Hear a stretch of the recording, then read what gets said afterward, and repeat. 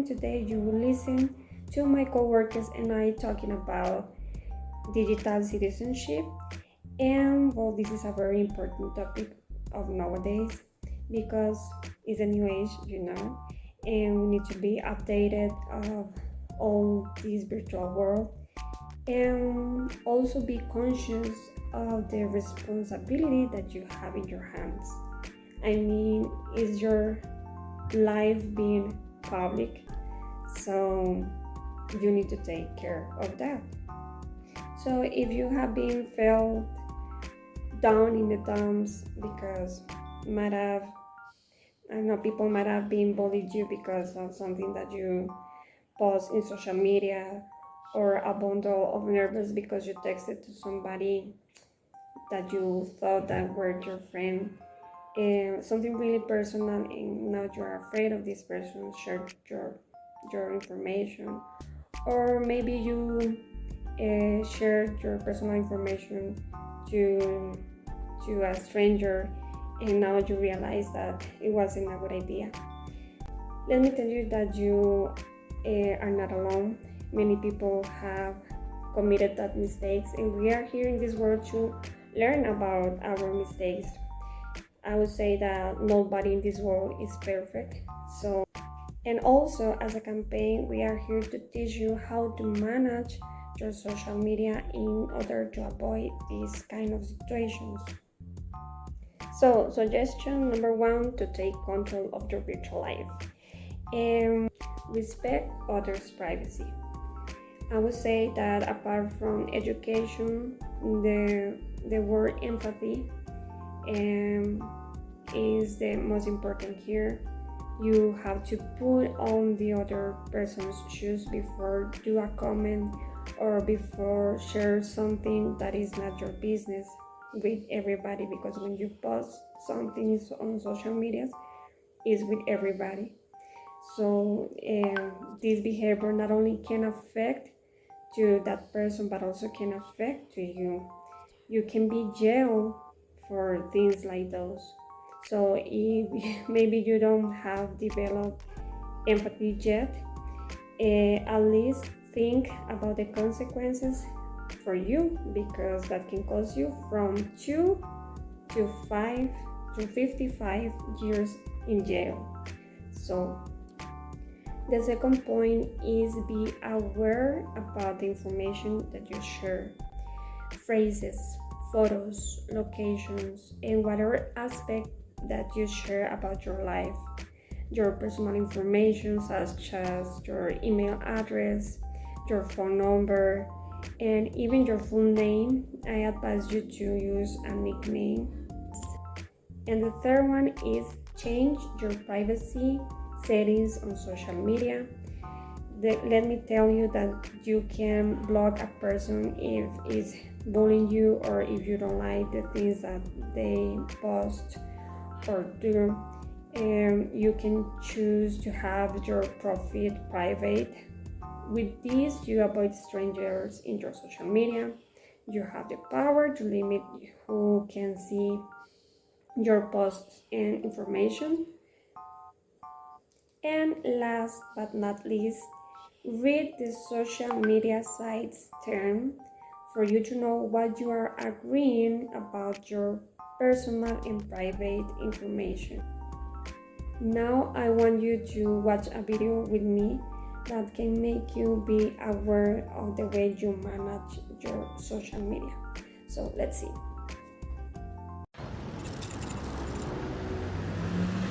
Oh, hi, can I help? Can I have a hot chocolate? What's the name? Joelle. What was the name? Alex. Alex. There you go, Johnny. Cheers. If you like our Facebook page, we give you a free hot drink and a free pastry. We have a new like for Damien. Hey, Carly, are you standing by? Standing by. Hi there, can I help? Yeah, just liked your Facebook page. Okay, I'll search Facebook I'm now. searching Google. Have a phone number. I've got his email address. Okay, Carly, are you ready for information on Damien? Yep, I am. Mother's maiden name is he banks with Carly, this is the girl coming in now with the blue scarf. What's her name? Nicholas. Nicholas. His date of birth, 7th May. She lives at 38A. Just be a couple of seconds. 2 children. Her age 4 and the previous address. I've got the postcode. Yep, got it. Thank you. Damien, age 26 and a fitness instructor. How do you know that? Brody, who goes to UCL. Martin, who went to South Thames College. Assistant psychologist at Great Ormond Street. How did you know? That is... I don't really understand. Oh, pardon? You know I'm a Christian as well. Oh, yeah, we know everything about you, Martin. Thank you. Nice to meet you, Anna from Russia.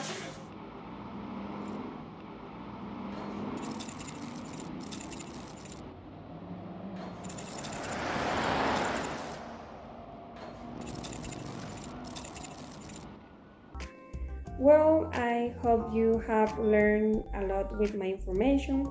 Now let's listen to Isaac, who is going to talk about ethical internet usage. I'm so happy to be here, I'm not gonna lie. But today's topic is kind of interesting. But before that, I would love to introduce a little bit about the topic and what is included in it. For example, we are going to talk about the internet, right? That is such an interesting topic for all of us. For example, internet is well known just because most of the people around the world is using it almost all the time. I would say that there's no way that we can live without it nowadays. Why? Just because it has become in something quite important for us. For example, if we don't know something, we use internet, right? Actually, 64% of people around all the world use internet as it should. But how do we manage internet, right? For example, most people use internet for free courses, personal growth, and so on. But then the percentage that is not mentioned do not use internet as it must, let's say. Why? Because they use, for example, internet just for trolling, harassing, gossiping, and so on. That if I'm 100% honest with you, there's no a positive way in it. And I will also love to talk about ethical usage of internet, right? Because there's ethical use, even though, for example, there are several opportunities in internet in order to get a job. And not only that, we can also, as I mentioned, personal growth and free courses. But let's be honest, most people do not like that. And the most common situation is that people love, for example, to kick when someone is down, and that's not the way it is. And it also makes me to see red. Why? Because it's not fair. If someone is having a bad time, we, as for example the viewers or a friend, we must help, not, for example, kick them when they are down, right? And also, for example, if we talk about that, we would also need to introduce the topic that is the bad language. But how? For example, most of the social medias, let's say, such as Facebook or Instagram, there are some gaslighters, let's say, or just people that is not happy with their lives and they want to ruin someone else's life, right? With this in mind, what they usually do is to comment, hate, and so on. That if you ask me, it makes no sense. I mean, why would you do that, right? And hopefully, this kind of social media had taken care of this. But how? For example, on Facebook, if you are about to say something, let's say, offensive, Facebook immediately block your comment. And if you do that several times, they will block your account. So there's kind of solution for cyberbullying. And didn't you know that, for example, 80% of adolescents and, let's say, adults that are in college have dropped out their studies, or for example, their majors just because of cyberbullying. It's impressive how much people have quit or dropped out just because of that. And you just imagine that if they hadn't felt like that, they would have finished their major or just their high school as a normal life, right? We all have the right to finish. And also I saw that, for example, most of the cases, and I just realized before I hit the sack, that we all, for example, when we need to have an specific information or videos, for example, that we need to download on internet, most of them could have been a virus. But how or why, you might ask, right? So did I, and I did my homework, and I just realized that most of the cases when we download apps, music or videos or programs to make easier our lives, there's a 5% of chance that we are downloading a virus. But what kind of virus, you might ask? For example, the one that can show your personal information, credit account, bank accounts, and so on. Just imagine that. That might be a headache. And I know that all this stuff of internet and cyberbullying and so on, it's a tough nut to crash. But I guess there's a solution. I mean, even though it's a matter of society and a matter of mindsets, let's say. And on the other hand, I have found online communities that there's a good point and there's a bad point. Let me explain why. For example, on the good point, there are, for example, communities for college, languages, and personal growth that most people are interested in. I'm not gonna lie, I have been in one of them. For example, in cultural exchange communities, and they are quite important. Why? Because you can learn a lot, you can improve your skills, and so on, right?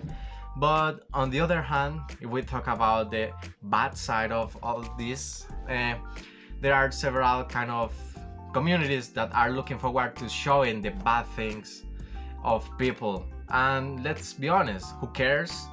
Well, if you ask me, there are people that are interested in that, and sadly they are. But I really appreciate this topic because it's a breath of fresh air to see what several kind of things that we haven't thought just because we are scrolling down or slacking off on social media. And I guess it's kind of interesting to know all this background that I have mentioned before. Hello everyone, thank you Isaac for sharing this kind of information with us. And my name is Jarlene, and today I will explain to you a little bit more about this topic. My topic is about digital literacy, exploring its three fundamental pillars. They are media literacy, cybersecurity awareness, and educational initiative. In today's rapidly changing world, where technology permeates every aspect of our life, digital literacy has become a guideline. However, as explorers, we are challenged to navigate this landscape responsibly. So let's start. The first pillar that we have today is about media literacy.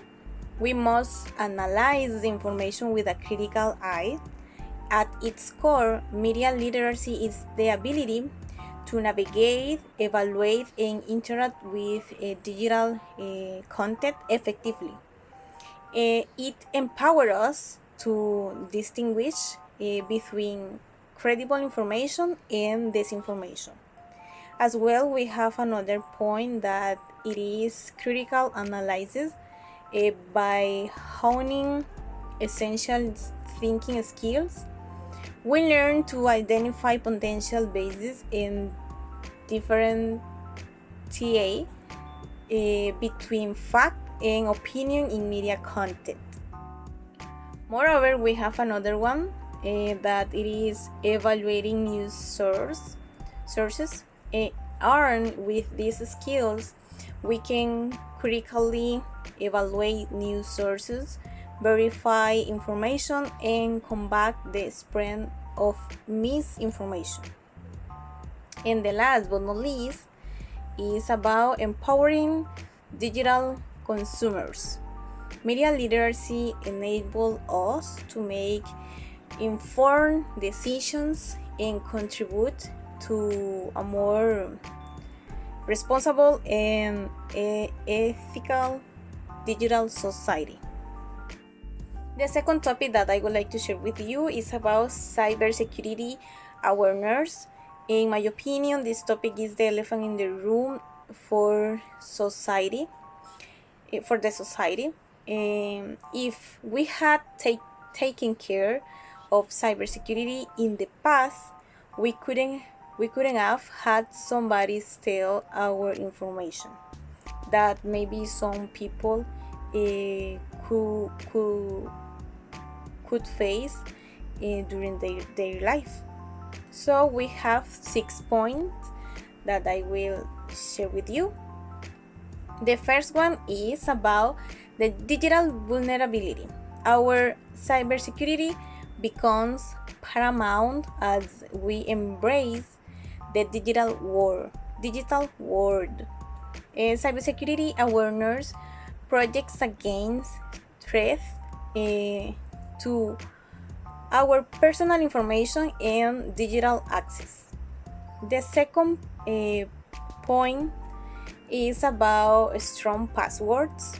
Using unique and robust passwords is the first defense against unauthorized access. The third point is about a phishing scam. Recognizing and avoiding phishing scams ensures our data remains security. The another point is about safeguarding personal information. It is about protecting our digital footprint. It's a proactive measure to maintain privacy and online safety. The fifth point is about two-factor authentication. It is about adding an extra layer of security through 2FA. Is the same is two-factor authentication. This is the call in a short way. 2FA. 45 or our digital identifier. And the last point is about fortifying digital boundaries. It's about cybersecurity awareness empowers us to browse and interact confidently online. And the third point that I would like to share with you is about educational initiative empowering and informed citizens. The first one is about role of education. Educational institutions, organizations, and policy makers are vital in including in cultivating digital literacy. Integrating it into curricular equips the younger generation with essential skills. The second point is about community engagement.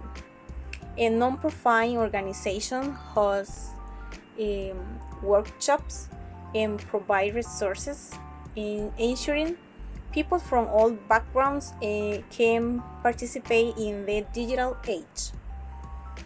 Another point is about government initiative.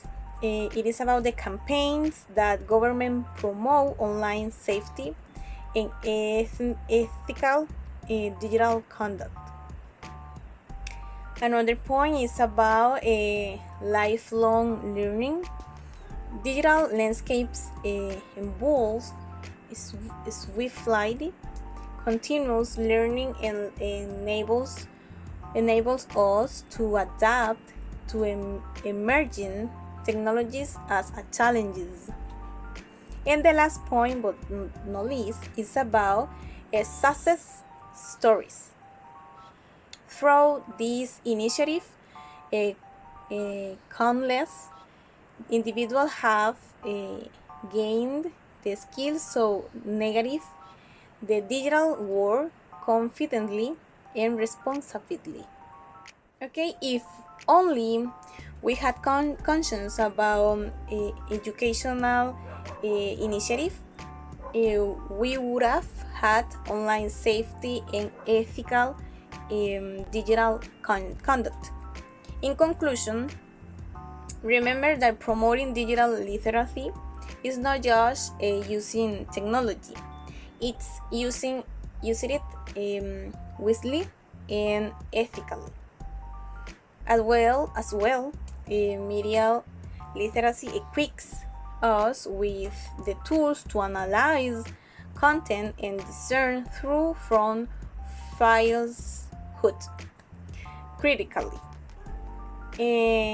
Moreover, cybersecurity awareness ensures our online experiences are safe and secure. We have an educational initiative empower us to become responsible digital citizens, contributing to a more informed and ethical digital society. As you can see, this topic is the top of the iceberg.